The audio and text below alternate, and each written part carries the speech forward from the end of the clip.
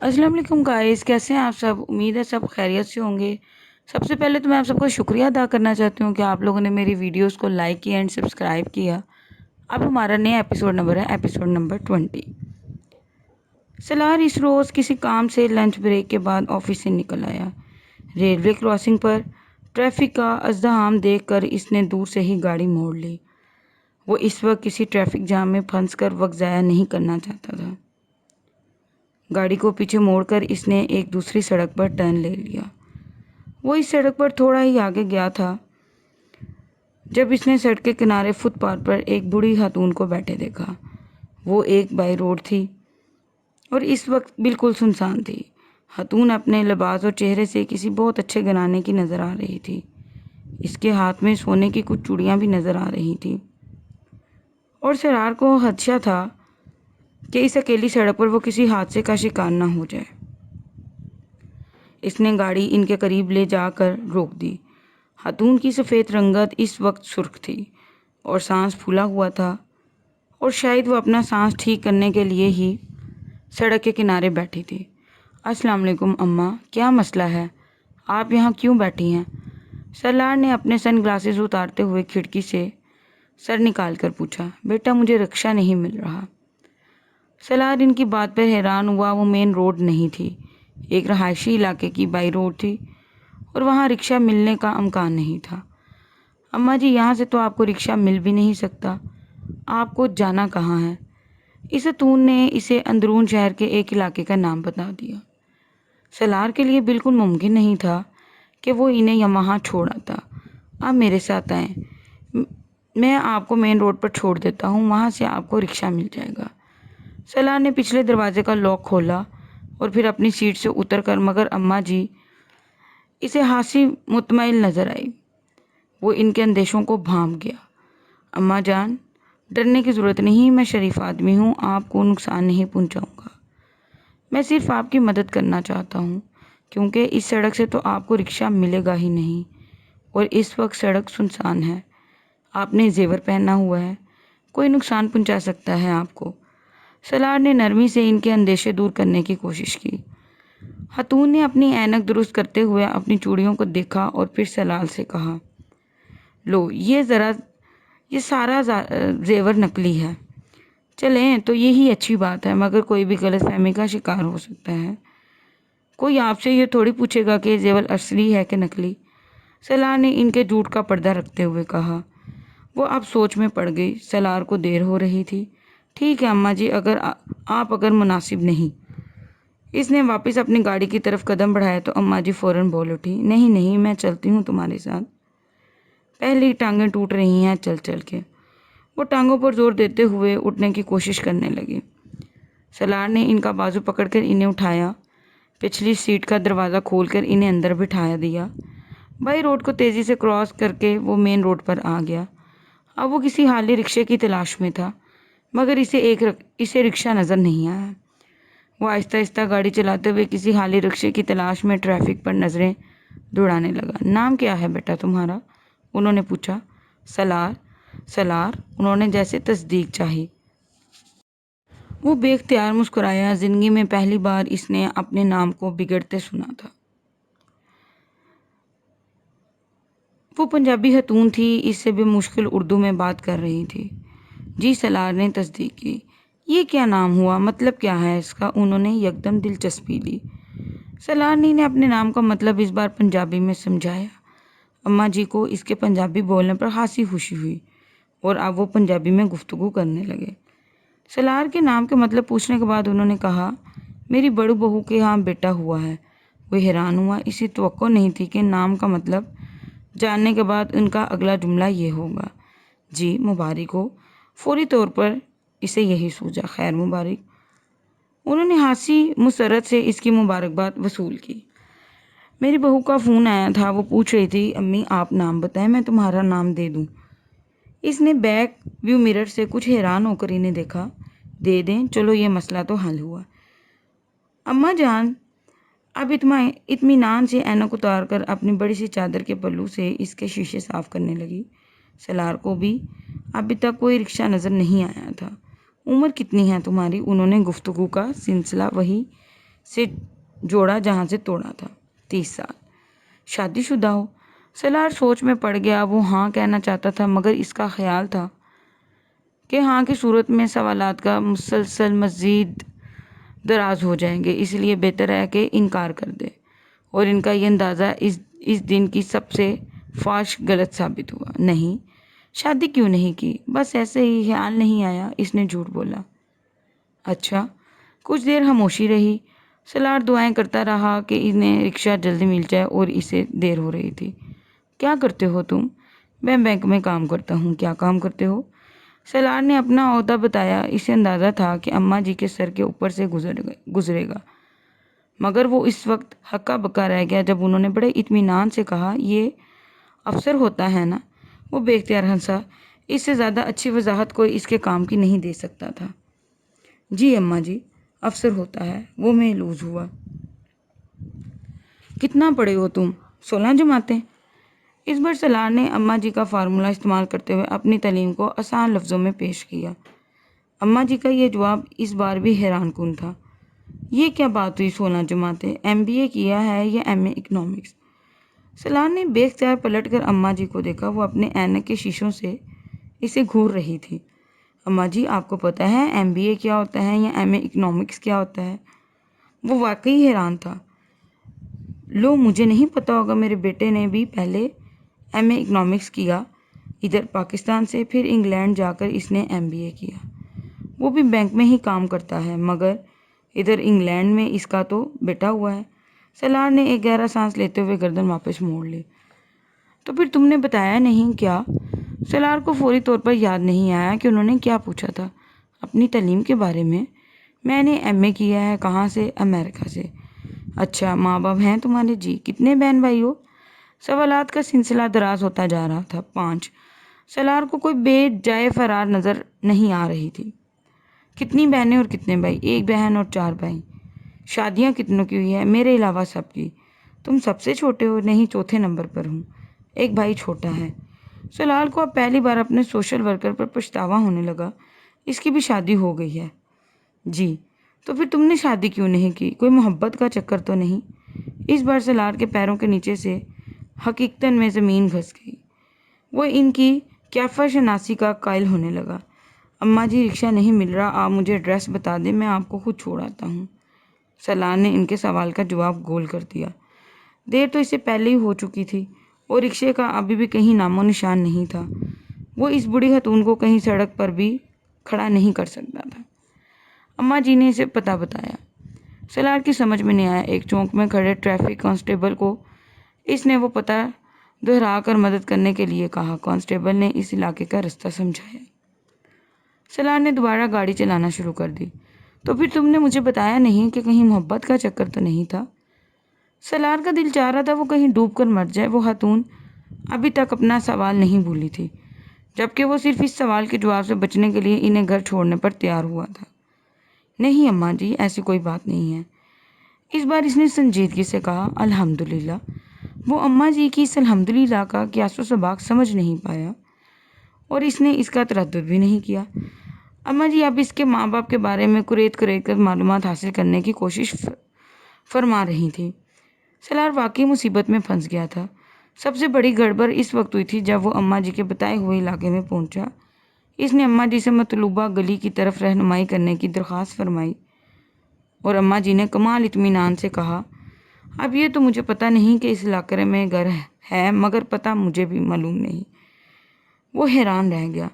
اماں جی، تو گھر کیسے پہنچاؤں گا میں آپ کو؟ پتے کے بغیر اس علاقے میں آپ کو کہاں ڈراپ کروں؟ وہ اپنے گھر پر لکھا نمبر اور نام بتانے لگی۔ نہیں اماں جی، آپ مجھے گلی کا نام بتائیں۔ وہ گلی کے نام کی بجائے نشانیاں بتانے لگی۔ حلوائی کی ایک دکان ہے گلی کے کونے میں، بہت کھلی گلی ہے۔ پرویز صاحب کا گھر بھی وہیں ہے، جن کے بیٹے نے جرمنی میں شادی کی ہے۔ پچھلے ہفتے پہلی بیوی اس کی ادھر ہی ہے، ہمارے محلے میں۔ شادی کی اطلاع ملنے پر بیچاری نے رو رو کر محلہ سر پر اٹھا لیا۔ وہ نشانیاں بتاتے بتاتے کہیں اور نکل گئی۔ سلار نے سڑک کے کنارے گاڑی کھڑی کر دی۔ اماں جی، آپ کے شوہر کا کیا نام ہے؟ گھر کے بارے میں، گلی کے بارے میں کچھ تفصیل سے بتائیں۔ اس طرح تو میں آپ کو کبھی بھی آپ کا گھر نہیں پہنچا سکوں گا، اس نے تحمل سے کام لیتے ہوئے کہا۔ میں سعیدہ اماں کے نام سے جانی جاتی ہوں۔ میرے میاں بیچارے تو 10 سال پہلے وفات پا گئے تھے۔ ان کو تو لوگ بھول بھال گئے ہوں گے، اور گلی کا تو میں تمہیں بتا رہی ہوں، بہت کھلی گلی ہے۔ 3 دن پہلے گٹر کے 2 ڈھکن لگا کر گئے ہیں، سیمنٹ سے جوڑ کر گئے تھے، ہر ماہ کوئی نہ کوئی اتار کر لے جاتا تھا۔ اب بے فکری ہو گیا۔ سلار نے بے اختیار گہرا سانس لیا۔ اماں جی، کیا میں یہ کہہ کر لوگوں سے آپ کی گلی کا پوچھوں کہ گٹر کے 2 ڈھکنوں والی گلی؟ آپ وہاں کے کسی ایسے شخص کا نام بتائیں جسے لوگ جانتے ہوں، جو قدرے معروف ہو۔ وہ مرتضیٰ صاحب ہیں جن کے بیٹے مظفر کی ٹانگ ٹوٹ گئی تھی کل صبح۔ اماں جی، یہ کوئی تعارف نہیں ہوتا۔ وہ اس کی بات پر برا مان گئی۔ لو بھلا، اب کیا ہر گھر میں ٹانگ ٹوٹی ہے کسی نہ کسی کی؟ سلار چپ چاپ گاڑی سے اتر گیا۔ آس پاس کی دکانوں سے اس نے سعیدہ اماں کے بتائے ہوئے کوائف کے مطابق گلی تلاش کرنا شروع کی، مگر جلد ہی سے پتہ چل گیا کہ ان نشانیوں کے ساتھ وہ کم از کم آج کی تحریک میں گھر نہیں ڈھونڈ سکتا۔ وہ مایوس ہو کر واپس لوٹا۔ اماں جی، گھر میں فون ہے آپ کا؟ گاڑی کے اندر گھستے ہوئے اس نے پوچھا۔ ہاں ہے۔ سلار نے سکون کا سانس لیا۔ اس کا نمبر بتائیں مجھے۔ سلار نے اپنا موبائل نکالتے ہوئے کہا، نمبر تو مجھے نہیں پتا۔ وہ ایک بار پھر پریشان ہو گیا۔ فون نمبر بھی نہیں پتا؟ اس نے شدید صدمے کے عالم میں کہا۔ بیٹا، میں نے کون سا کبھی فون کیا ہے؟ میرے بیٹے خود ہی کر لیتے ہیں، رشتہ دار بھی خود ہی کر لیتے ہیں، یا ضرورت ہو تو بیٹی فون ملا دیتی ہے۔ ادھر ماڈل ٹاؤن میں کس کے پاس گئی تھی؟ سلار کو یکدم خیال آیا۔ ادھر کچھ رشتہ دار ہیں، میرے پوتے کی مٹھائی دینے گئی تھی، انہوں نے فخریہ بتایا۔ سلار نے سکون کا سانس لیتے ہوئے گاڑی سٹارٹ کی۔ ٹھیک ہے، ادھر ہی چلتے ہیں، وہاں کا پتہ بتائیں۔ پتہ تو مجھے نہیں پتا۔ سلار اس بار صدمے سے کچھ دیر کے لیے بول بھی نہ سکا۔ تو پھر گئی کیسے تھی آپ؟ بیٹا، اصل میں جہاں جانا ہو ہمسائے کے بچے چھوڑ آتے ہیں، انہی کو گھر کا پتہ ہے، پچھلے 10 سال سے مجھے وہیں لے کر جا رہے ہیں۔ وہ چھوڑ آتے ہیں اور پھر وہاں سے بلال وغیرہ واپس چھوڑ جاتے ہیں۔ اصل میں یہ بلال وغیرہ بھی پہلے میرے محلے میں ہی رہتے تھے، پہلے کوئی 10-12 سال پہلے ادھر گئے تھے، اس لیے میرے پورے محلے کو ان کے گھر کا پتہ ہے۔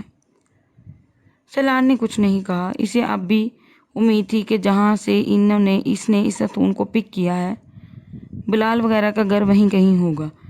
سعیدہ اماں کی گفتگو جاری رہی۔ آج تو ایسا ہوا کہ بلال کے گھر پر کوئی نہیں تھا، صرف ملازمہ تھی۔ میں کچھ دیر بیٹھی، پھر بھی لوگوں کا نہیں آئے تو میں نے سوچا خود گھر چل جاؤں، پھر ماشاءاللہ تم مل گئے۔ اماں جی، آپ رکشے والے کو کیا بتاتی؟ وہی جو تمہیں بتایا۔ وہ ان کی ذہانت پر باغ ہو گیا۔ اس سے پہلے کبھی آپ نے اس طرح پتہ بتا کر گھر پہنچی ہیں؟ اس نے قدرے افسوس بڑے لہجے میں گاڑی کو ریورس کرتے ہوئے پوچھا۔ نہیں، کبھی نہیں، ضرورت ہی نہیں پڑی۔ سعیدہ اماں کا اطمینان قابل رشک تھا۔ سلار مزید کچھ کہے بغیر گاڑی سڑک پر لے گیا۔ اب تم کہاں جا رہے ہو؟ سعیدہ اماں زیادہ دیر چپ نہیں رہ سکی۔ جہاں سے میں نے آپ کو لیا تھا، گھر اسی سڑک پر ہوگا۔ اس نے کوئی ٹرن تو نہیں لیا تھا؟ سلار نے بیک ویو مرر سے اسے دیکھتے ہوئے پوچھا۔ نہیں، میں نے نہیں لیا، سعیدہ اماں نے قدرے الجھے ہوئے انداز میں کہا۔ سلار ان کے لہجے پر غور نہیں کیا۔ اس نے اطمینان کی سانس لی۔ اس کا مطلب تھا اس سڑک پر کہیں گلیوں کی نسبت کالونی میں گھر تلاش کرنا آسان تھا، وہ بھی اس صورت میں جب اسے صرف ایک سڑک کے گھر دیکھنا تھا۔ تم سگریٹ پیتے ہو؟ خاموشی یکدم ٹوٹی۔ وہ گاڑی ڈرائیو کرتے کرتے چونک گیا۔ میں؟ اس نے بیک ویو مرر میں دیکھا۔ سعیدہ اماں بھی بیک ویو مرر میں ہی دیکھ رہی تھی۔ نہیں، وہ سوال کو سمجھ نہیں سکا تھا۔ کوئی اور نشہ؟ وہ اس بار کے سوال سے ان کی بے تکلفی پہ حیران ہوا۔ آپ کیوں پوچھ رہی ہیں؟ بس ویسے ہی۔ آپ اتنا لمبا رستہ ہے کہ خاموش میں کیسے کروں گا؟ انہوں نے اپنی مجبوری بتائی۔ آپ کو کیا لگتا ہے میں کرتا ہوں گا کوئی نشہ؟ سلار نے جواباً ان سے پوچھا۔ نہیں، اس لیے تو میں پوچھ رہی ہوں۔ تو پھر نہیں تو نہیں؟ اس کے انداز نے اس بار سلار کو محظوظ کیا۔ نہیں، اس نے مختصر کہا۔ وہ اب سگنل پر رکے ہوئے تھے۔ کوئی گرل فرینڈ ہے؟ سلار کو لگا اسے سننے میں کوئی غلط فہمی ہوئی ہے۔ اس نے پلٹ کر سعیدہ اماں کو دیکھتے ہوئے پوچھا۔ آپ نے کیا پوچھا ہے؟ میں نے کہا کوئی گرل فرینڈ ہے؟ سعیدہ اماں نے گرل فرینڈ پر زور دیتے ہوئے کہا۔ سلار کھلکھلا کر ہنس پڑا۔ آپ کو پتہ ہے گرل فرینڈ کیا ہوتی ہے؟ سیدہ اماں نے اس کے سوال پر برا مان گئے۔ کیوں بھائی، 2 بیٹے ہیں میرے، مجھے پتہ نہیں ہوگا کہ گرل فرینڈ کیا ہوتی ہے؟ جب انہوں نے باہر پڑھنے کے لیے بھیجا تھا تو کہہ کر بھیجا تھا میرے شوہر نے کہ گرل فرینڈ نہیں ہونی چاہیے، اور پھر مہینے میں 1 بار فون آتا تھا دونوں کا۔ سگنل کھل گیا۔ سلار مسکراتے ہوئے سیدھا ہو گیا۔ سیدہ اماں نے بات جاری رکھی، میں دونوں سے کہتی کہ قسم کھا کر بتائیں انہوں نے کوئی گرل فرینڈ تو نہیں بنائی جب تک شادیاں نہیں ہوئی۔ ہر بار فون پر سب سے پہلے دونوں قسم کھا کر یہی بتایا کرتے تھے مجھے۔ سلام بھی بعد میں کیا کرتے تھے۔ وہ فخری انداز میں بتاتی جا رہی تھی، بڑے تابع دار بچے ہیں میرے، دونوں نے گرل فرینڈ نہیں بنائی۔ آپ نے اپنی شادی اپنی پسند سے دونوں کی شادی کی کہیں؟ سلار نے پوچھا۔ نہیں، دونوں نے ادھر ہی اپنی پسند سے شادی کی ہے، انہوں نے سادگی سے کہا۔ سلار کے حلق سے بے اختیار قہقہ نکلا۔ کیا ہوا؟ سیدہ اماں نے سنجیدگی سے پوچھا۔ کچھ نہیں، آپ کی بہویں انگریز ہیں؟ نہیں، پاکستانی ہیں مگر وہیں رہتی ہیں، میرے بیٹوں کے ساتھ کام کرتی تھی۔ مگر تم ہنسے کیوں؟ سیدہ اماں نے اپنا سوال دہرایا۔ کوئی خاص بات نہیں۔ سیدہ اماں کچھ دیر خاموش رہیں، پھر انہوں نے کہا، تو تم نے بتایا نہیں کہ گرل فرینڈ؟ سلار نے بات کاٹ دی۔ نہیں ہے سیدہ اماں، گرل فرینڈ بھی نہیں ہے میری، ماشاءاللہ ماشاءاللہ۔ وہ ایک بار پھر اس ماشاءاللہ کا سیاق و سباق سمجھنے میں ناکام رہا۔ گھر اپنا ہے، نہیں کرائے کا ہے؟ کوئی ملازم وغیرہ ہے؟ مستقل تو نہیں ہے مگر صفائی وغیرہ کے لیے ملازم رکھا ہوا ہے۔ اور یہ گاڑی تو اپنی ہی ہوگی؟ جی۔ اور تنخواہ کتنی ہے؟ سلار روانی سے جواب دیتے دیتے ایک بار پھر چونکا۔ گفتگو کس نوعیت پر جا رہی تھی فوری طور پر اس کی سمجھ نہیں آئی۔ سیدہ اماں، آپ یہاں اکیلی کیوں رہتی ہیں؟ اپنے بیٹوں کے پاس کیوں نہیں چلی جاتی؟ سلار نے موضوع بدلا۔ ہاں، میرا یہی ارادہ ہے، پہلے تو میرا دل نہیں چاہتا تھا، مگر اب یہ سوچا ہے کہ بیٹی کی شادی کر لوں تو پھر کہیں باہر چلی جاؤں، اکیلے رہتے رہتے تنگ آ گئی ہوں۔ سلار اب اس سڑک پر آ گیا تھا جہاں سے اس نے سیدہ اماں کو پک کیا تھا۔ میں نے آپ کو یہاں سے لیا تھا، آپ بتائیں ان میں سے کون سا گھر ہے؟ سلار نے گاڑی کی رفتار آہستہ کرتے ہوئے دائیں طرف کے گھروں پر نظر ڈالی۔ نمبر کا نہیں پتا، گھر کی تو پہچان ہوگی آپ کو؟ سیدہ اماں بغور گھروں کو دیکھ رہی تھی۔ ہاں ہاں، گھر کی پہچان ہے۔ وہ گھر کی نشانیاں بتانے لگی جو اتنی ہی مبہم تھی جتنا ان کے گھر کا پتہ۔ وہ سڑک کے آخری سرے پر پہنچ گئے۔ سیدہ اماں گھر نہیں پہچان سکی۔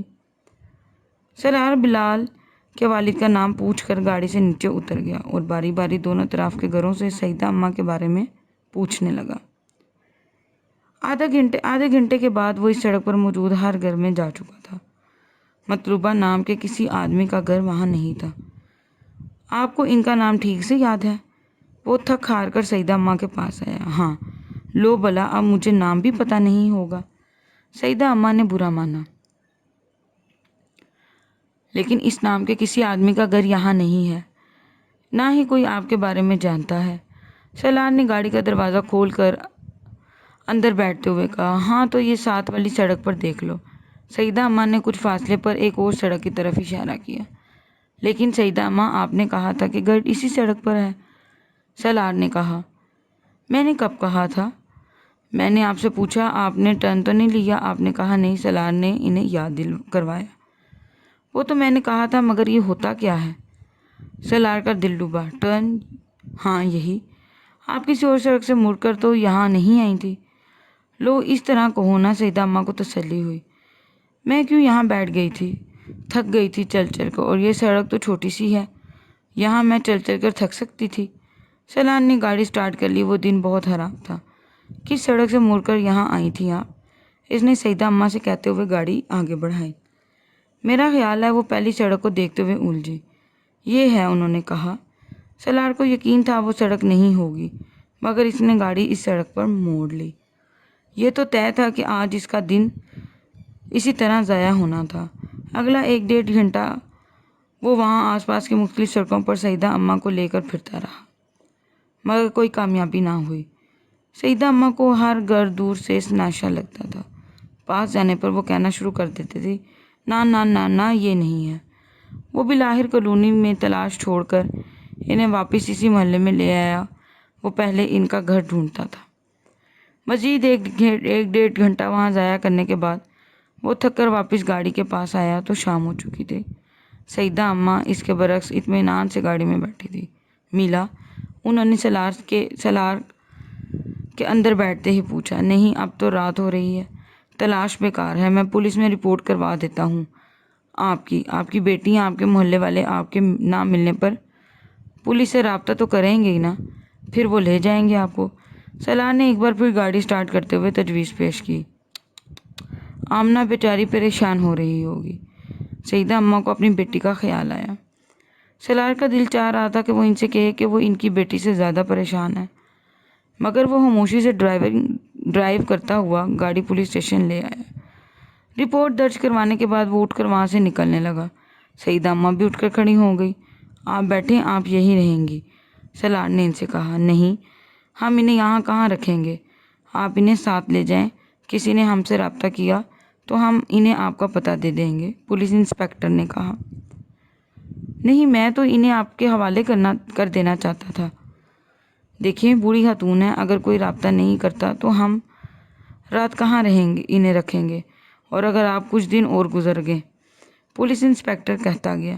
سعیدہ اماں نے اس کی بات مکمل کرنے نہیں دی۔ نہیں، مجھے ادھر نہیں رہنا بیٹا، میں تمہارے ساتھ ہی چلوں گی، میں ادھر کہاں بیٹھوں گی آدمیوں میں۔ سالار نے انہیں پہلی بار گھبرائے ہوئے دیکھا۔ نہیں، میں تو اکیلا رہتا ہوں، وہ کہتے کہتے رک گیا۔ پھر اسے فرقان کے گھر کا خیال آیا۔ اچھا ٹھیک ہے، چلیں، اس نے ایک گہرا سانس لیتے ہوئے کہا۔ باہر گاڑی میں آ کر اس نے موبائل پر فرقان سے رابطہ کیا۔ وہ انہیں فرقان کے ہاں ٹھہرانا چاہتا تھا۔ فرقان ابھی ہاسپٹل میں ہی تھا۔ اس نے موبائل پر ساری صورتحال اسے بتائی۔ نوشین تو گاؤں گئی ہوئی ہے، فرقان نے اسے بتایا، مگر کوئی مسئلہ نہیں ہے، میں تھوڑی دیر میں آتا ہوں، انہیں اپنے فلیٹ پر لے جاؤں گا۔ وہ کون سی کوئی نوجوان خاتون ہے کہ مسئلہ ہو جائے گا، تم ضرورت سے زیادہ ہی محتاط ہو رہے ہو۔ نہیں، میں ان کے آرام کے حوالے سے کہہ رہا تھا، اوکورڈ نہ لگے انہیں، سالار نے کہا۔ نہیں لگتا یار، پوچھ لینا تم ان سے، ورنہ پھر بھی کسی ساتھ والے فلیٹ میں ٹھہرا دیں گے، عالم صاحب کی فیملی کے ساتھ۔ اچھا، تم آؤ پھر دیکھتے ہیں، سالار نے موبائل بند کرتے ہوئے کہا۔ کوئی بات نہیں، تمہارے پاس ہی رہ لوں گی، تم میرے بیٹے کے برابر ہو، مجھے اطمینان اور یقین ہے تم پر، سعیدہ اماں نے مطمئن لہجے میں کہا۔ سالار نے صرف مسکرانے پر اتفاق کیا۔ اس نے رستے میں رک کر ایک ریسٹورنٹ سے کھانا لیا۔ بھوک سے اس کا برا حال ہو رہا تھا اور یکدم اسے احساس ہوا کہ سعیدہ اماں بھی دوپہر سے اس کے ساتھ کچھ کھائے پیے بغیر ہی پھر رہی ہیں۔ اسے ندامت کا احساس ہوا۔ اپنے فلیٹ کی طرف جاتے ہوئے اس نے رستے میں ایک جگہ رک کر سعیدہ اماں کے ساتھ سیب کا تازہ جوس پیا۔ وہ زندگی میں پہلی بار کسی بوڑھے شخص کے ساتھ اتنا وقت گزار رہا تھا اور اسے احساس ہو رہا تھا کہ یہ کام آسان نہیں تھا۔ فلیٹ میں پہنچ کر وہ ابھی سعیدہ اماں کے ساتھ کھانا کھا رہا تھا جب فرقان آ گیا۔ اس نے سعیدہ اماں سے خود ہی اپنا تعارف کروایا اور پھر کھانا کھانے لگا۔ چند منٹوں میں ہی وہ سعیدہ اماں کے ساتھ اتنی بے تکلفی کے ساتھ ٹھیٹھ پنجابی میں گفتگو کر رہا تھا کہ سالار کو رشک آنے لگا۔ اس نے فرقان سے اچھی گفتگو کرنے والا کبھی نہیں دیکھا تھا۔ اس کے گفتگو کے انداز میں کچھ نہ کچھ ایسا ضرور تھا کہ دوسرا اپنا دل اس کے سامنے کھول کر رکھ دینے پر مجبور ہو جاتا۔ اتنے سالوں سے دوستی کے باوجود فرقان کی طرح گفتگو کرنا نہیں سیکھ سکا تھا۔ 10 منٹ بعد وہاں خاموشی سے کھانا کھاتے وقت ایک سامع کی حیثیت اختیار کر چکا تھا، جبکہ فرقان اور سعیدہ اماں مسلسل گفتگو میں مصروف تھی۔ سعیدہ اماں یہ جان کر کہ فرقان ڈاکٹر ہے، اسے طبی مشورے لینے میں مصروف تھی۔ کھانے کے ہاتھ میں تک وہ فرقان کو مجبور کر چکی تھی کہ وہ اپنا میڈیکل باکس لا کر ان کا چیک اپ کرے۔ فرقان نے انہیں یہ نہیں بتایا تھا کہ وہ بڑی تحمل مزاجی سے اپنا بیگ لے آیا۔ اس نے سعیدہ اماں کا بلڈ پریشر چیک کیا، پھر اسٹیتھوسکوپ سے ان کے دل کی دھڑکن کی رفتار کو ماپا اور آخر میں نبض چیک کرنے کے بعد انہیں یقین دلایا کہ وہ بے حد تندرست حالت میں ہیں اور بلڈ پریشر یا دل کی کوئی بیماری انہیں نہیں ہے۔ سعیدہ اماں یکدم بے حد حشاش بشاش نظر آنے لگی۔ سالار نے ان کے درمیان ہونے والی گفتگو سنتے ہوئے کچن میں برتن دھو رہا تھا۔ وہ دونوں لاؤنج کے صوفے پر بیٹھے ہوئے تھے۔ پھر اسی دوران اس نے فون کی گھنٹی سنی۔ فرقان نے فون اٹھایا تھا۔ دوسری طرف ڈاکٹر باسط علی تھے۔ سلام دعا کے بعد انہوں نے کہا، سلار نے پولیس اسٹیشن پر کسی سعیدہ نام کے خاتون کے بارے میں اطلاع دی تھی۔ فرقان حیران ہوا۔ جی وہ یہی ہیں ہمارے پاس، اللہ کا شکر ہے، ڈاکٹر باسط علی نے بے اختیار کہا۔ ہاں وہ میری عزیزہ ہیں، ہم انہیں تلاش کر رہے تھے۔ چند گھنٹوں سے پولیس سے رابطہ کیا تو انہوں نے سلار کا نام اور نمبر دے دیا۔ فرقان نے انہیں سعیدہ اماں کے بارے میں بتایا، پھر سعیدہ اماں کی بات پر فون پر ان سے بات کروائی۔ سلار بھی باہر لاؤنج میں آ گیا۔ سعیدہ اماں فون پر گفتگو میں مصروف تھی۔ ڈاکٹر صاحب کی عزیزہ ہیں یہ، فرقان نے دھیمی آواز میں ان کے قریب آ کر کہا۔ ڈاکٹر علی باسط صاحب کی؟ سلار حیران ہوا۔ ہاں انہی کی۔ سلار نے بے اختیار اطمینان بھرا سانس لیا۔ بھائی صاحب کہہ رہے تھے تم سے بات کروانے کو، سعیدہ اماں نے فرقان سے کہا۔ فرقان تیزی سے ان کی طرف بڑھا اور ریسیور لے کر کاغذ پر کچھ نوٹ کرنے لگا۔ ڈاکٹر باسط علی سے ایڈریس لکھوا لیتے۔ سعیدہ اماں نے قدرے حیرانی سے لاؤنج کے دروازے میں کھڑے سلار کو دیکھا۔ تم کیا کر رہے ہو؟ ان کی نظریں سلار کے ایپرن پر جمی ہوئی تھی۔ وہ کچھ شرمندہ ہو گیا۔ میں برتن دھو رہا تھا۔ سلار واپس کچن میں آیا۔ اس نے ایپرن اتار دیا، ویسے بھی برتن وہ تقریباً دھو چکا تھا۔ سلار آؤ پھر انہیں چھوڑ آتے ہیں، اسے اپنے عقب میں فرقان کی آواز آئی۔ یہ کام بعد میں کر لینا، تم گاڑی کی چابی لو، میں ہاتھ دھو کر آتا ہوں، سلار نے کہا۔ اگلے 10 منٹ میں وہ نیچے سلار کی گاڑی میں تھے۔ فرقان اگلی سیٹ پر تھا، اس کے باوجود پچھلی سیٹ پر بیٹھی سعیدہ اماں سے گفتگو میں مصروف تھا۔ ساتھ ساتھ وہ سلار کو رستے کے بارے میں ہدایت بھی دینا جا رہا تھا۔ بہت تیز رفتار سے ڈرائیونگ کرتے ہوئے 20 منٹ میں مطلوبہ محلے اور گلی میں تھے۔ بڑی گلی میں گاڑی کھڑی کرنے کے بعد وہ دونوں انہیں اندر گلی میں ان کے گھر تک چھوڑنے گئے۔ سعیدہ اماں کو اب رہنمائی کی ضرورت نہیں تھی، وہ اپنی گلی کو پہچانتی تھی۔ وہ فخری انداز میں کچھ جتاتے ہوئے سلار کو بتاتی گئی۔ حلوائی کی دکان، گٹر کے سامنے ایک سیمنٹ والا ڈھکن، پرویز صاحب کا گھر۔ جی، سلار مسکراتے ہوئے سر ہلاتا رہا۔ اس نے ان کو یہ نہیں بتایا کہ ان کی بتائی ہوئی ساری نشانیاں صحیح تھی، صرف وہ اسے ایک غلط علاقے میں لے گئی تھی۔ آمنہ بیچاری پریشان ہو رہی تھی۔ انہوں نے سرخ اینٹ کی بنی ہوئی ایک حویلی نما 2 منزلہ مکان کے سامنے رکتے ہوئے 275 دفعہ کہا۔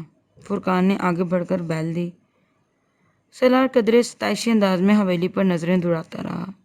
وہ یقیناً کافی پرانی حویلی تھی، مگر مسلسل دیکھ بھال کی وجہ سے وہ اس گلی میں سے سب سے زیادہ باوقار نظر آ رہی تھی۔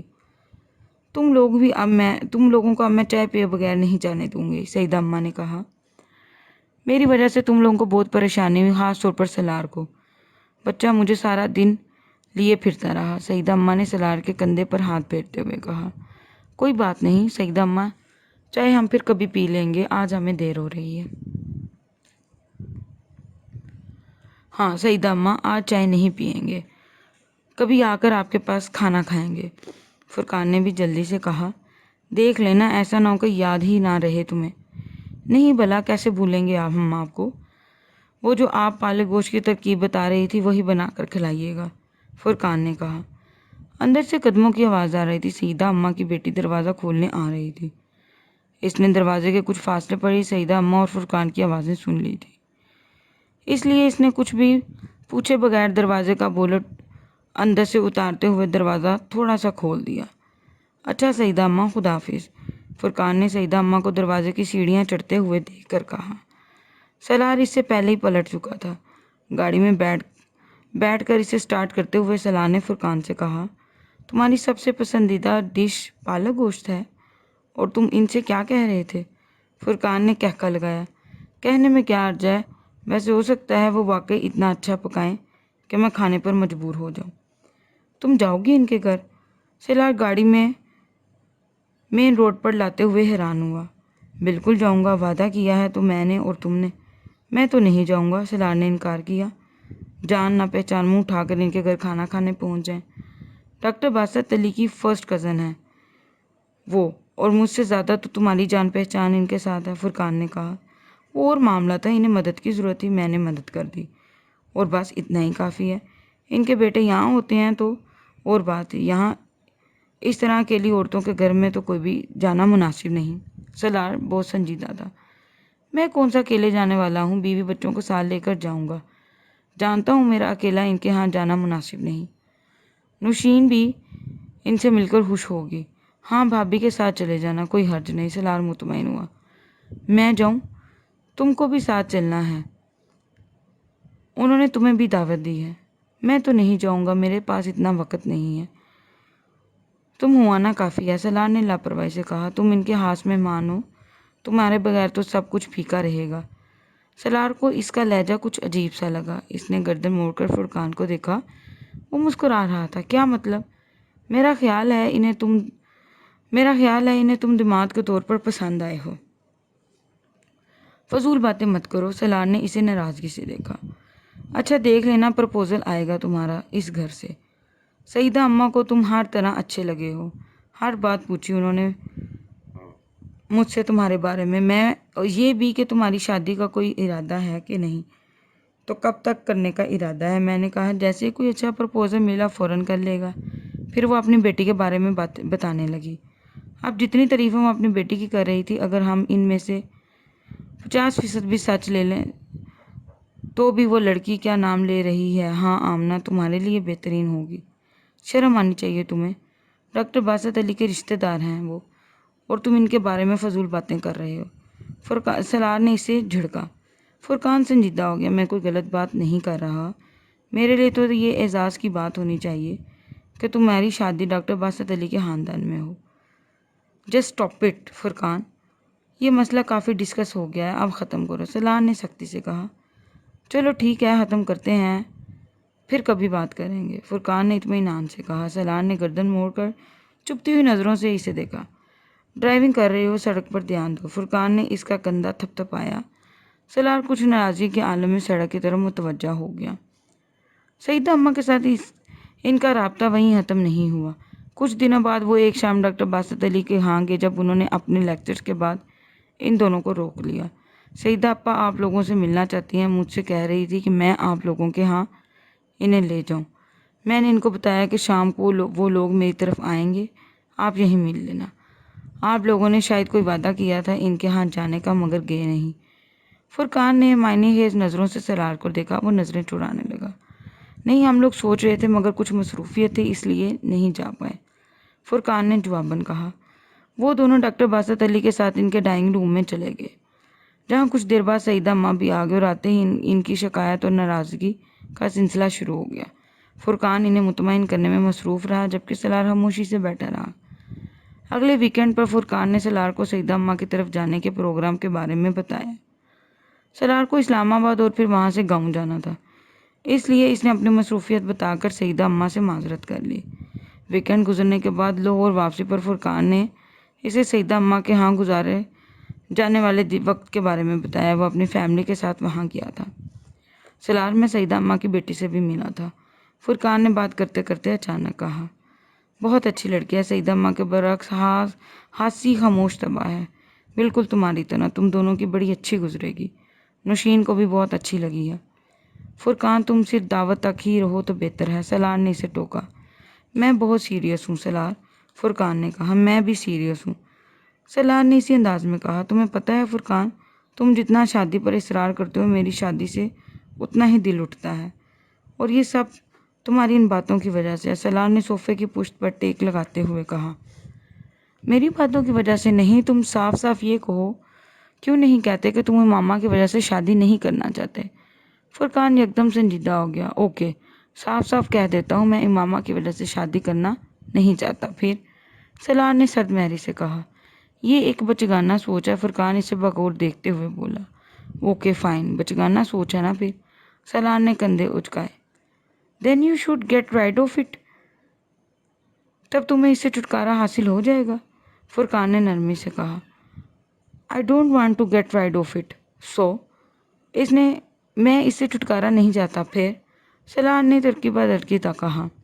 फुरकान कुछ देर लाजवाब होकर इसे देखता रहा। मेरे सामने दोबारा तुम सईदा अम्मा की बेटी की बात मत करना, और अगर तुमसे वो इस बारे में बात करें भी तो साफ साफ कह देना मुझे शादी नहीं करनी, मैं शादीशुदा हूँ। ओके, नहीं करूँगा इस बारे में तुमसे कोई बात। गुस्से में आने की ज़रूरत नहीं, फुरकान ने दोनों हाथ उठाए हुए सिला जोई से कहा। مجھے تم سے کچھ ضروری بات کرنی ہے، اسی لیے تمہیں بلوایا ہے۔ اسکندر نے مسکراتے ہوئے سلار کو بیٹھنے کا اشارہ کیا۔ وہ طیبہ کے ساتھ اس وقت لاؤنج میں بیٹھے ہوئے تھے اور سلار ان کے فون کرنے پر اس ویکینڈ پر اسلام آباد آیا ہوا تھا۔ اسکندر عثمان نے قدرے ستائشی نظروں سے اپنے تیسرے بیٹے کو دیکھا، وہ کچھ دیر پہلے ان کے ساتھ کھانا کھانے کے بعد اب کپڑے تبدیل کر کر ان کے پاس آیا تھا۔ سفید شلوار میں گھر میں پہنی جانے والی سیاہ چپل میں وہ اپنے عام سے خلیے کے باوجود بہت وقار لگ رہا تھا۔ شاید یہ اس کے چہرے کی سنجیدگی تھی، یا پھر شاید آج پہلی بار کئی سالوں بعد اسے بڑے غور سے دیکھ رہے تھے اور وہ اعتراف کر رہے تھے کہ اس کی شخصیت میں بہت وقار اور ٹھہراؤ آ گیا ہے۔ انہوں نے کبھی بھی سوچا نہیں تھا کہ سلار کی وجہ سے انہیں اپنے سوشل سرکلز میں اتنی اہمیت اور عزت ملے گی۔ وہ جانتے تھے بہت سی جگہوں پر اب ان کا تعارف سلار اسکندر کے حوالے سے ہوتا تھا اور انہیں اس پر خوشی اور حیرت بھی ہوتی تھی۔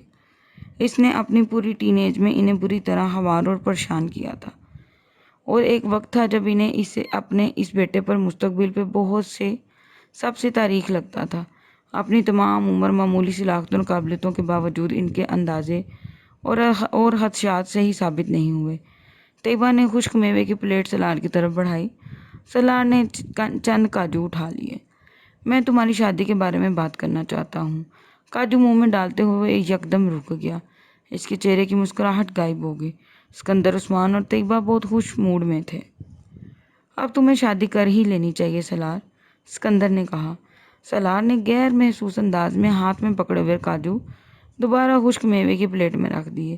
میں اور طیبہ تو حیران ہو رہے ہیں کہ اتنے رشتے تو تمہارے بھائیوں میں سے کسی کے لیے نہیں آئے تھے جتنے تمہارے لیے آ رہے ہیں، اسکندر نے بڑے شگفتہ انداز میں کہا۔ میں نے سوچا کچھ بات کریں تم سے۔ وہ چپ چاپ انہیں دیکھتا رہا۔ زاہد ہمدانی صاحب کو جانتے ہو؟ اسکندر عثمان نے ایک بڑی ملٹی نیشنل کمپنی کے ہیڈ کا نام لیا۔ جی، ان کی بیٹی میری کولیگ ہے، رمشا نام ہے شاید۔ جی، کیسی لڑکی ہے؟ وہ اسکندر عثمان کے چہرے کو غور سے دیکھنے لگا۔ ان کا سوال بہت واضح تھا۔ اچھی ہے، اس نے چند لمحوں کے بعد کہا۔ تمہیں پسند ہے؟ کس لحاظ سے؟ میں رمشا کے پرپوزل کی بات کر رہا ہوں، اسکندر عثمان نے سنجیدہ ہوتے ہوئے کہا۔ زاہد پچھلے کئی ہفتے سے مجھ سے اس سلسلے میں بات کر رہا ہے، اپنی وائف کے ساتھ وہ ایک دو بار ہماری طرف آیا بھی ہے، ہم لوگ بھی ان کی طرف گئے ہیں، پچھلے ویکینڈ پر رمشا سے بھی ملے۔ مجھے اور طیبہ کو بہت اچھی لگی، خوبصورت ہے، بہت ویل بیہیوڈ ہے، اور تمہارے ساتھ بھی اس کی اچھی خاصی دوستی ہے۔ ان لوگوں کی خواہش ہے، بلکہ اصرار ہے، تمہارے ذریعے دونوں فیملیز میں کوئی رشتہ داری بن جائے۔ پاپا، میری رمشا کے ساتھ دوستی نہیں ہے، سلار نے مدھم اور ٹھہرے ہوئے انداز میں کہا۔ وہ میری کولیگ ہے، جان پہچان ہے، اور میں اس میں کوئی شک نہیں کہ بہت ایک اچھی لڑکی ہے، مگر میں اسے شادی نہیں کرنا چاہتا۔ تم کہیں اور انٹرسٹڈ ہو؟ اسکندر نے اس سے پوچھا۔ وہ خاموش رہا۔ اسکندر اور طیبہ کے درمیان نظروں کا تبادلہ ہوا۔ اگر تمہاری کہیں اور دلچسپی ہے تو ہمیں کوئی اعتراض نہیں، بلکہ ہمیں خوشی ہوگی وہاں تمہاری شادی کی بات کرتے ہوئے، اور یقیناً ہم تم پر کوئی دباؤ نہیں ڈالیں گے اس سلسلہ میں، اسکندر نے نرمی سے کہا۔ میں بہت عرصے پہلے شادی کر چکا ہوں۔ ایک لمبی خاموشی کے بعد اس نے اس طرح سر جھکائے ہوئے مدھم لہجے میں کہا۔ اسکندر کو کوئی دشواری نہیں ہوئی سمجھنے میں کہ اس کا اشارہ کس طرف تھا۔ ان کے چہرے پر یکدم سنجیدگی آ گئی۔ امامہ کی بات کر رہے ہو تم؟ وہ خاموش رہا۔ اسکندر بہت دیر تک بے یقینی سے اسے دیکھتے رہے۔ اتنے عرصے سے اس لیے شادی نہیں کر رہے تھے؟ اسکندر کو جیسے ایک شوق لگا تھا۔ ان کا خیال تھا کہ وہ اسے بھلا چکا ہوگا، آخر یہ 8 سال پرانی بات تھی۔ اب تو وہ شادی کر چکی ہوگی، اپنی زندگی آرام سے گزار رہی ہوگی۔ تمہاری اور اس طرح کی شادی تو کب کی ختم ہو چکی تھی، اسکندر نے اسے کہا۔ نہیں پاپا، اس کے ساتھ میری شادی ختم نہیں ہوئی، اس نے پہلی بار سر اٹھا کر کہا۔ تم نے اسے نکاح نامہ میں طلاق کا اختیار دیا تھا، اور مجھے یاد ہے تم اسے ڈھونڈنا چاہتے تھے تاکہ طلاق دے سکو، اسکندر نے جیسے اسے یاد کروایا۔ میں نے اسے ڈھونڈا تھا مگر وہ مجھے نہیں ملی، اور وہ یہ بات نہیں جانتی کہ اس کے پاس طلاق کا اختیار ہے۔ وہ جہاں بھی ہوگی ابھی تک میری بیوی ہوگی۔ سلار 8 سال گزر چکے ہیں، 1-2 سال کی بات تو نہیں ہے۔ ہو سکتا ہے وہ یہ جان گئی ہو کہ طلاق کا اختیار اس کے پاس ہے، یہ ممکن نہیں ہے کہ وہ اب بھی تمہاری بیوی ہی ہو۔ اسکندر نے قدرے مضطرب ہو کر کہا، میری علاوہ کوئی دوسرا تو اسے نہیں بتا سکتا کہ میں نے اسے اس حق کے بارے میں نہیں بتایا، اور جب تک وہ میرے ناکام میں میں کسی اور سے شادی نہیں کرنی۔ تمہارا کوئی رابطہ ہے اس کے ساتھ؟ سکندر نے بڑے مدھم آواز میں کہا، نہیں، 8 سال سے اس سے تمہارا کوئی رابطہ نہیں۔ اگر ساری عمر نہ ہوا تب تم کیا کرو گے؟ وہ خاموش رہا، اس کے پاس اس سوال کا کوئی جواب نہیں تھا۔ سکندر عثمان کچھ دیر اس کے جواب کا انتظار کرتے ہوئے، تم نے مجھ سے کبھی یہ نہیں کہا کہ اگر تم اس لڑکی کے ساتھ ایموشنلی انوالوڈ ہو؟ تم نے مجھے یہی بتایا تھا کہ تم نے صرف وقتی طور پر اس کی مدد کی تھی، وہ کسی اور لڑکے سے شادی کرنا چاہتی تھی، وغیرہ وغیرہ۔ سالار اس بار خاموش رہا۔ سکندر عثمان چپ چاپ اسے دیکھتے رہے۔ وہ اپنے اس تیسرے بیٹے کو بھی نہیں جان سکے تھے۔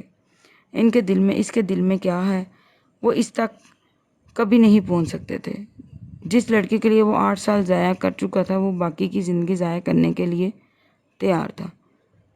اس کے ساتھ اس کے جذبات، تعلقات کی شدت کیسی ہو سکتی ہے، یہ اب شاید ان لفظوں میں بیان کرنے کی ضرورت نہیں تھی۔ کمرے میں خاموشی کا ایک لمبا وقفہ آیا، پھر سکندر عثمان اٹھ کر اپنے ڈریسنگ روم میں چلے گئے۔ ان کی واپسی چند منٹوں بعد ہوئی۔ صوفے پر بیٹھنے کے بعد انہوں نے سالار کی طرف ایک لفافہ بڑھا دیا۔ اس نے سوالیہ نظروں سے انہیں دیکھتے ہوئے وہ لفافہ پکڑ لیا۔ امامہ نے مجھ سے رابطہ کیا تھا، وہ سانس نہیں لے سکا تھا۔ سکندر عثمان ایک بار پھر صوفے پر بیٹھ چکے تھے۔ یہ 5-6 سال پہلے کی بات ہے۔ وہ تم سے بات کرنا چاہتی تھی، فون ناصرہ نے اٹھایا تھا اور اس نے ماما کی آواز پہچان لی تھی۔ تب تم پاکستان میں تھے۔ ناصرہ نے تمہاری بجائے مجھ سے اس کی بات کروائی۔ اس نے مجھ سے کہا میں تم سے اس کی بات کرواؤں۔ میں نے اسے کہا کہ تم مر چکے ہو۔ میں نہیں چاہتا تھا کہ وہ تم سے رابطہ کرے اور جس مصیبت سے ہم چھٹکارا پا چکے ہیں اس میں دوبارہ پڑے۔ مجھے یقین تھا وہ میری بات پر یقین کر لے گی، کیونکہ تم کئی بار خودکشی کر چکے تھے۔ وہ وسیم کی بہن تھی، تمہارے بارے میں یہ سب کچھ جانتی ہوگی۔ کم از کم ایک ایسی کوشش تھی وہ جو خود گواہ تھی۔ میں اسے نکاح نامے میں موجود طلاق کے اختیار کے بارے میں نہیں بتا سکا، نہ ہی اس طلاق نامے کے بارے میں جو میں نے تمہاری طرف سے تیار کروایا تھا۔ تمہیں جب میں نے امریکہ بھجوایا تھا تو تم سے ایک سادہ کاغذ پر سائن لیے تھے۔ میں چاہتا تھا کہ مجھے ضرورت پڑے تو میں خود ہی طلاق نامہ تیار کروا لوں۔ یہ قانونی یا جائز نہیں تھا، لیکن کہ نہیں ان کا پتہ نہیں تھا، مگر میں نے اسے تیار کروا لیا تھا اور میں امامہ کو اس کے بارے میں بتانا چاہتا تھا اور اسے تمام پیپرز بھی دینا چاہتا تھا، مگر اس نے فون بند کر دیا۔ میں نے نمبر ٹریس آؤٹ کروایا، کسی پی سی او کا تھا۔ اس کے کچھ دنوں بعد 20,000 کے کچھ ٹریولرز چیک مجھے اس نے ڈاک کے ذریعے بھجوائے، جس کے ساتھ ایک خط لکھا تھا، شاید تم نے اسے کچھ رقم دی تھی۔ اس نے وہ رقم واپس کر دی تھی۔ میں نے تمہیں اس لیے نہیں بتایا تھا کیونکہ میں نہیں چاہتا کہ تم دوبارہ اس معاملے میں انوالو ہو۔ میں امامہ کی فیملی سے خوف زدہ تھا۔ مجھے اندیشہ تھا کہ وہ تب بھی تمہاری طاق میں ہوں گے اور میں چاہتا تھا کہ تم اپنا کیریئر بناتے۔ وہ لفافہ ہاتھ میں پکڑے رنگ بدلتے ہوئے چہرے کے ساتھ سکندر عثمان کو دیکھتا رہا۔ کسی نے بہت آہستگی کے ساتھ اس کے وجود سے جان نکال لی گئی ہو۔ اس نے لفافے کو ٹیبل پر رکھ دیا۔ وہ نہیں چاہتا تھا کہ طیبہ اور سکندر اس کے ہاتھ کی کپکپاہٹ کو دیکھ سکیں۔ وہ دیکھ چکے تھے، مگر اس کے حواس چند لمحوں کے لیے بالکل کام کرنا چھوڑ گئے تھے۔ اپنے سامنے پڑی ٹیبل پر رکھے اس لفافے پر ہاتھ رکھے کچھ دیر اسے دیکھتا رہا، پھر اسے ٹیبل پر رکھے اس نے اس کا اندازہ موجود کاغذ نکال لیا۔ ڈیئر انکل سکندر، مجھے آپ کے بیٹے کی موت کے بارے میں جان کر بہت افسوس ہوا۔ میری وجہ سے آپ لوگوں کو چند سال پہلے ہی بہت پریشانی کا سامنا کرنا پڑا۔ میں اس کے لیے معذرت خواہ ہوں۔ مجھے سالار کو کچھ رقم ادا کرنی تھی، وہ میں آپ کو بھجوا رہی ہوں۔ خدا حافظ امامہ ہاشم۔ سالار کو لگا وہ واقعی مر گیا۔ سفید چہرے کے ساتھ اس نے کاغذ کے اس ٹکڑے کو دوبارہ لفافے میں ڈال دیا۔ کچھ بھی کہے بغیر اس نے لفافہ تھاما اور اٹھ کر کھڑا ہو گیا۔ سکندر اور طیبہ دم بخود اسے دیکھ رہے تھے۔ جب وہ سکندر کے پاس سے گزرنے لگا تو اٹھ کر کھڑے ہو گئے۔ سالار، وہ رک گیا۔ سکندر نے اس کے کندھے پر ہاتھ رکھ دیا۔ جو کچھ بھی ہوا نا دانستگی میں ہوا۔ میں نہیں جانتا تھا کہ تم نے کبھی بھی مجھے امامہ کے بارے میں اپنی فیلنگز بتاتی ہوئی تو میں بھی کبھی نہ یہ سب نہ کرتا۔ میں اس سارے معاملے کو کسی اور طرح ہینڈل کرتا یا پھر اس کے ساتھ تمہارا رابطہ کروا دیتا۔ میرے بارے میں اپنے دل میں کوئی شکایت یا گلہ مت رکھنا۔ سالار نے سر نہیں اٹھایا۔ ان سے نظریں نہیں ملائی مگر سر کو ہلکی سی جنبش دی۔ اسے ان سے کوئی شکوہ نہیں تھا۔ اسکندر نے اس کے کندھے سے ہاتھ ہٹا لیا۔ وہ تیزی سے کمرے سے نکل گیا۔ اسکندر چاہتے تھے وہ وہاں سے چلا جائے۔ انہوں نے اس کے ہونٹوں کو کسی بچے کی طرح کپکپاتے دیکھا تھا۔ وہ بار بار انہیں بھینچ کر خود پر قابو پانے کی کوشش کر رہا تھا۔ چند منٹ وہاں رہتا تو شاید پھوٹ پھوٹ کر رونے لگتا۔ اسکندر اپنے پچھتاوے میں مزید اضافہ نہیں چاہتے تھے۔ طیبہ نے اس ساری گفتگو میں کوئی مداخلت نہیں کی مگر سلاد کے باہر جانے کے بعد اس نے اسکندر کے دل ہی دل میں کرنے کی کوشش کی۔ پریشان ہونے کی ضرورت نہیں، آپ نے جو کچھ کیا اسی کے لیے بہتر کیا، وہ سمجھ جائے گا۔ وہ اسکندر کے چہرے سے ان کی ذہنی کیفیت کا اندازہ لگا سکتی تھی۔ اسکندر ایک سگریٹ سکھالتے ہوئے کمرے میں چکر لگا رہے تھے۔ یہ میری زندگی کی سب سے بڑی غلطی ہے۔ مجھے سلار سے پوچھے بغیر، اس کو بتائے بغیر یہ سب کچھ نہیں کرنا چاہیے تھا۔ مجھے امامہ سے اس طرح کا جھوٹ نہیں بولنا چاہیے تھا۔ مجھے وہ بات ادھوری چھوڑ کر تعصب آمیز انداز میں ایک ہاتھ کو مٹی کی صورت میں بینچے ہوئے کھڑکی میں جا کر کھڑا ہو گیا۔ گاڑی بہت محتاط انداز میں اس سڑک پر پھسل رہی تھی۔ سلار کئی سال بعد پہلی بار اس سڑک پر رات کے اس پہر گاڑی چلا رہا تھا۔ وہ رات اس کی آنکھوں کے سامنے کسی فلم کی طرح چل رہی تھی۔ اسے لگا 8 سال اڑ کر غائب ہو گئے ہیں۔ سب کچھ وہیں تھا، ویسا ہی تھا۔ کوئی بڑی آہستگی سے اس کے برابر میں آ بیٹھا۔ اس نے اپنے آپ کو فریب کی گرفت میں آنے دیا۔ گردن موڑ کر برابر والی سیٹ کو نہیں دیکھا۔ الورز کو حقیقت بننے لگا۔ جانتے بوجھتے کھلی آنکھوں کے ساتھ کوئی اب سسکیوں کے ساتھ رو رہا تھا۔ ڈیئر انکل اسکندر، مجھے آپ کے بیٹے کی موت کا بہت افسوس ہوا۔ چند سال پہلے میری وجہ سے آپ کو بہت تکلیف اٹھانی پڑی۔ میں اس کے لیے آپ سے معذرت خواہ ہوں۔ مجھے سلار کو کچھ رقم ادا کرنی تھی، وہ اب آپ کو بھیج رہی ہوں۔ خدا حافظ امامہ ہاشم۔ ایک بار پھر اس ہاتھ کی تحریر اس کے ذہن میں گونجنے لگی تھی۔ وہ سکندر عثمان کے پاس آ کر بہت دیر تک خط لیے اپنے کمرے میں بیٹھا رہا۔ اس نے امامہ کو کوئی رقم نہیں دی تھی مگر وہ جانتا تھا کہ اس نے اس کا کون سا قرض لٹایا ہے، موبائل فون کی قیمت دی اور اس کے بلز۔ وہ حالی زن کے عالم میں اپنے بیڈ پر بیٹھے نیم تاریک کمرے کی کھڑکیوں سے باہر اس کے گھر کی عمارت کو دیکھتا رہا۔ ساری رات ایک دم جیسے ہر زندہ شے سے خالی ہو گیا۔ اس نے ہاتھ پر تاریخ پڑھی، وہ امامہ کے گھر سے جانے کے تقریباً 2.5 سال بعد بھیجا گیا تھا۔ 2.5 سال بعد اگر وہ 20,000 روپے اسے بھجوا رہی تھی تو اس کا مطلب ہے کہ وہ خیریت سے تھی۔ کم از کم اس کے امامہ کے بارے میں بدترین اندیشے درست ثابت نہیں تھے۔ اسے خوشی تھی، لیکن اگر اس نے یہ سمجھ لیا کہ سلار مر چکا ہے تو پھر اس کی زندگی سے بھی نکل گیا تھا، اور اس کا کیا مطلب تھا وہ یہ جانتا تھا۔ کئی گھنٹے وہ اسی طرح وہیں بیٹھا رہا، پھر پتہ نہیں اس کے دل میں کیا آیا۔ اپنا بیگ پیک کر وہ گھر سے نکل آیا۔ وہ اس سڑک پر تھا، اسی دھند میں، اسی موسم میں، سب کچھ جیسے دھواں بن رہا تھا، اور پھر دھند چند گھنٹوں بعد اسی ہوٹل نما سروس اسٹیشن کے پاس جا پہنچا۔ اس نے گاڑی روک لی۔ دھند میں ملفوف وہ عمارت اسے بالکل بدل چکی تھی۔ گاڑی کی موڑ کو وہ سڑک سے اتر کر اندر لے آیا، پھر دروازہ کھول کر نیچے اتر آیا۔ 8 سال پہلے کی طرح آج بھی وہی خاموشی کا راز تھا، صرف لائٹ کی تعداد پہلے سے زیادہ تھی۔ اس نے ہارن نہیں دیا اس لیے اندر سے کوئی نہیں نکلا۔ برآمدے میں اب وہ پانی کا ڈرم نہیں تھا۔ وہ برآمدے سے گزرتے ہوئے اندر جانے لگا، تبھی اندر سے ایک شخص نکلا۔ اس سے پہلے کہ وہ کچھ کہتا، سلار نے اس سے کہا، میں چائے پینا چاہتا ہوں۔ اس نے جمائی لی اور واپس مڑ گیا۔ آ جائیں۔ سلار اندر جا چکا تھا۔ یہ وہی کمرہ تھا مگر اندر سے کچھ بدل چکا تھا۔ پہلے کی نسبت میزوں کرسیوں کی تعداد زیادہ تھی اور کمرے کی حالت بھی بہت بہتر ہو چکی تھی۔ چائے لیں گے یا ساتھ کچھ اور بھی؟ اس آدمی نے مڑ کر اچانک پوچھا۔ صرف چائے۔ سلار ایک کرسی کھینچ کر بیٹھ گیا۔ آدمی کاؤنٹر کے عقب میں اب اسٹوڈیو چلانے میں مصروف ہو گیا۔ آپ کہاں سے آئے ہیں؟ اس نے چائے کے لیے کیتلی اوپر رکھتے ہوئے سلار سے پوچھا۔ جواب نہیں آیا۔ اس شخص نے گردن موڑ کر دیکھا۔ چائے پینے کے لیے آنے والا وہ شخص کمرے کے ایک کونے پر نظریں جمائے ہوئے تھا، بالکل پتھر کے کسی مجسمے کی طرح بے حس و حرکت۔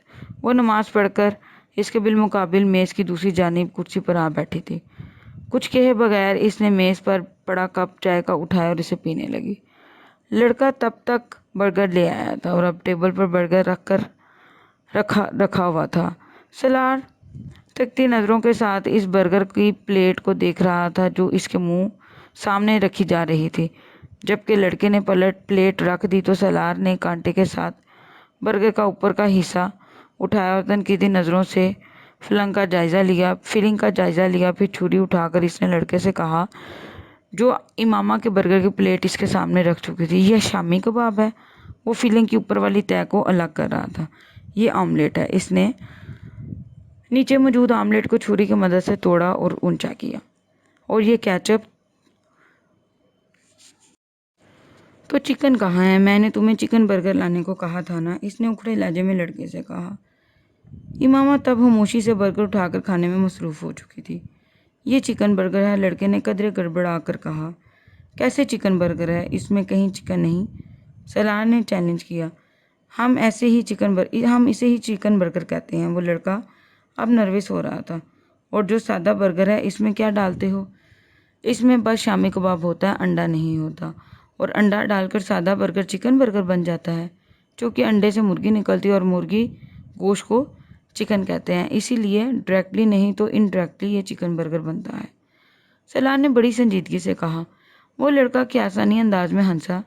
इमामा इन दोनों की गुफ्तगू पर तवज्जो दिए बगैर हाथ में पकड़ा बर्गर खाने में मसरूफ़ थी। ठीक है, जाओ, सलार ने कहा। लड़के ने यकीनन सुकून का सांस लिया और वहाँ से गायब हो गया। छुरी और कांटे को रख कर सलार ने बाएं हाथ से बर्गर को उठा लिया। बर्गर खाते हुए इमामा ने पहली बार प्लेट से सलार के होंठों तक बाएं हाथ में पकड़े हुए बर्गर के सफ़र को ताज्जुब अंदाज में नज़रों से देखा। ये ताज्जुब एक लम्हे में गायब हो गया। वो एक बार फिर बर्गर खाने में मसरूफ़ थी। सलार ने अपने बर्गर को दांतों से काटा, एक लम्हे के लिए मुंह चलाया और फिर बर्गर को अपने प्लेट में उछाल दिया। फजूल बर्गर है, तुम किस तरह खा रही हो? सलार ने लुकमे को बड़ी मुश्किल से हल्क से निगलते हुए कहा। इतना बुरा नहीं है जितना तुम्हें लग रहा है, इमामा ने बेतासुर अंदाज में कहा। हर चीज़ में तुम्हारा स्टैंडर्ड ऐसा ही है इमामा, वो चाहे बर्गर हो या शोहर। बर्गर खाते हुए इमामा का हाथ रुक गया। सलार ने इसके सफ़ेद चेहरे को एक पल में सुर्ख होते देखा। सलार के चेहरे पर एक तपा देने वाली मुस्कुराहट आई। मैं जलालुन नसर की बात कर रहा हूँ, इसने जैसे इमामा को याद दिलाया। तुम ठीक कहते हो, इमामा ने पुरसुकून लहजे में कहा। मेरा स्टैंडर्ड वाकई बहुत लो है। और वो एक बार फिर बर्गर खाने लगी। मैंने सोचा तुम बर्गर मेरे मुंह पे दे मारोगी, सलार ने दबी मुस्कुराहट के साथ कहा। मैं रिस्क जैसी नेमत को क्यों ज़ाया करूं? ये इतना बुरा बर्गर भी नहीं है। और कौन सी नेमतें हैं इस वक्त तुम्हारे पास? इंसान अल्लाह की नेमतों का शुक्र अदा ही नहीं कर सकता। ये मेरी ज़ुबान पर जायका चखने की जो हिस्स है, ये कितनी बड़ी नेमत है कि मैं अगर कोई चीज़ खाती हूँ तो मैं इसका जायका महसूस करती हूँ। सबसे पहले लोग इस नेमत से भी महरूम होते हैं, और इन लोगों में top of the list Salaar Sikandar का नाम होगा ना। इसने इमामा की बात मुकम्मल करने से पहले ही तेज़ आवाज़ में इसकी बात काटी। सलार सिकंदर कम से कम इस तरह की चीज़ें खाकर इंजॉय नहीं कर सकता। इस शख्स ने चाय का कप इसके सामने रख दिया। सलार एकदम चौंक गया। सामने वाली कुर्सी अब खाली थी। साथ में कुछ और चाहिए? आदमी ने खड़े खड़े पूछा। नहीं, बस चाय काफ़ी है, सलार ने चाय का कप अपनी तरफ खींचते हुए कहा। आप इस्लामाबाद से आए हैं? इसने पूछा। हाँ। लाहौर जा रहे हैं? इसने एक और सवाल किया। इस बार सलार के सर के इशारे से जवाब नहीं आया। वो अब चाय का घूंट ले रहा था। इस आदमी को शुबा हुआ कि इसने चाय पीने वाले शख्स की आंखों में हल्की सी नमी देखी थी।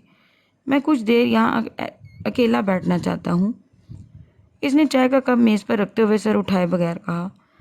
वो शख्स कुछ ताज्जुब से इसे देखता वापस किचन में चला आया और सानवी नोयत के कामों में मसरूफ़ हो गया। गाहे बगाहे दूर से सलार पर नज़रें दौड़ाता रहा। पूरे 15 मिनट बाद इसने सलार को टेबल छोड़कर कमरे से निकलते देखा। वो आदमी बड़ी तेज़ी रफ्तार के साथ किचन से कमरे में आया, मगर इससे पहले कि सलार के पीछे बाहर जाता, मेज़ पर खाली कप के नीचे पड़े एक नोट ने इसे रोक लिया। वो भौंचा सा था इस नोट को देखकर। फिर इसने आगे बढ़कर इस नोट को पकड़ा और तेज़ी से कमरे से बाहर आ गया। सलार की गाड़ी इस वक्त रिवर्स होते हुए मेन पर जा रही थी। इस आदमी ने हैरानी से इस दूर जाती हुई गाड़ी को देखा, फिर हाथ में पकड़े इस 1000 रुपये के नोट को बरामद में लगी ट्यूबलाइट की रोशनी में देखा नोट असली है मगर आदमी बेवकूफ़ है। इसने अपनी खुशी पर काबू पाते हुए ज़ेरे लब तबसरा किया और नोट को जेब में डाल लिया।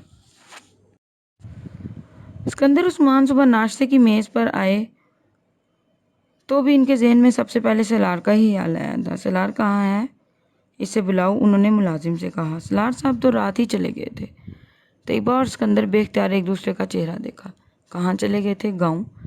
नहीं, वापस लाहौर चले गए थे, कह रहे थे कोई ज़रूरी काम है, मैं सुबह आपको बता दूँ। सिकंदर एकदम उठकर फ़ोन की तरफ चले गए। उन्होंने सलार का नंबर डायल किया, मोबाइल ऑफ था।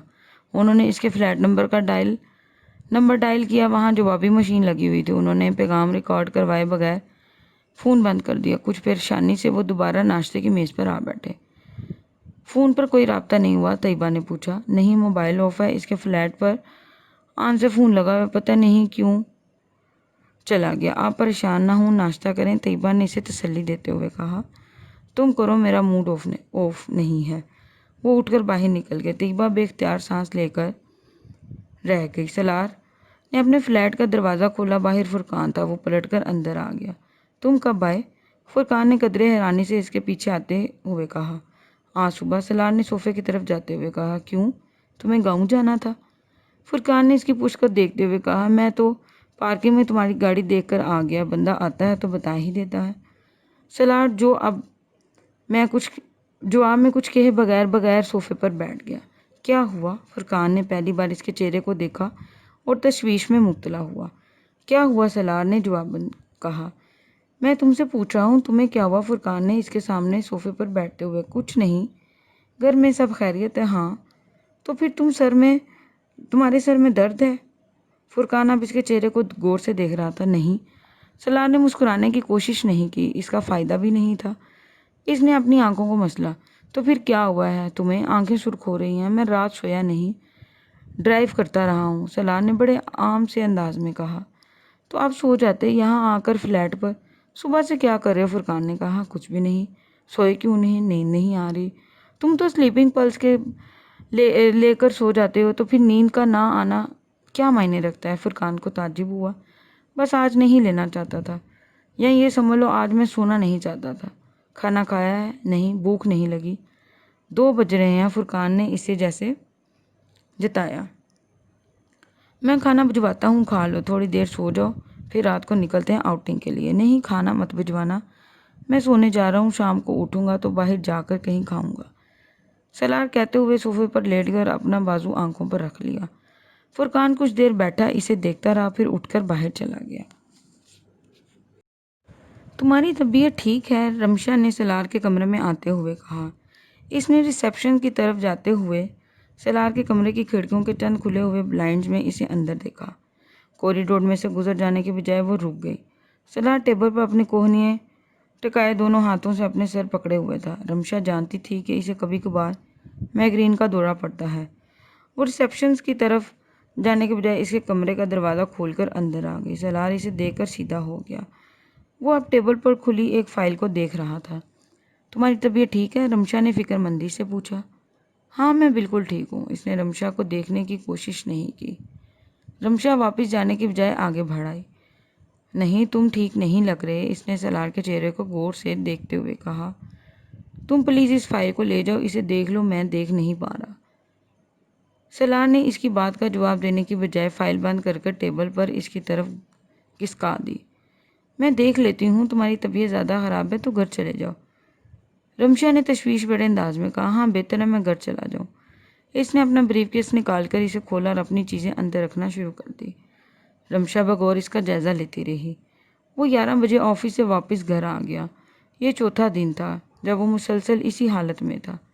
यकदम हर चीज़ में इसकी दिलचस्पी ख़त्म होती गई। बैंक में अपनी जॉब, लम्स के लेक्चर, डॉक्टर बादशाह अली के साथ नशीस, फुरकान की कंपनी, गाँव का स्कूल, मुस्तकबिल के मंसूबे और प्लानिंग, इसे कोई भी चीज़ इसकी तरफ खींचती नहीं पा रही थी। वो जिस मकान के पीछे कई साल पहले सब कुछ छोड़कर पाकिस्तान आ गया था, वो मकान ख़त्म हो गया था। वो इसे कभी अंदाज़ा नहीं था कि इसके ख़त्म होने से इसके लिए सब कुछ ख़त्म हो जाएगा। वो मुसलसल अपने आप को इस हालत से बाहर लाने के लिए जद्दोजहद कर रहा था और मुसलसल नाकाम हो रहा था। محض یہ تصور کہ وہ کس اور شخص کی بیوی بن کر کسی اور کے گھر میں رہ رہی ہوگی۔ سالار سکندر کے لیے اتنا ہی جان لینا کافی تھا جتنا ماضی کا یہ اندیشہ وہ غلط ہاتھوں میں نہ چلے گی۔ اس کے ذہن میں اس نے عمرہ پر جانے کا فیصلہ کیا تھا، وہ وہی جگہ تھی جو اس کی زندگی میں اچانک آ جانے والی اس بے معنیت کو ختم کر دے۔ اوکے گائز، اب آپ سے ملاقات ہوگی انشاءاللہ تعالی نئے ایپیسوڈ کے ساتھ۔ اپنا بہت خیال رکھیے گا۔ اللہ حافظ۔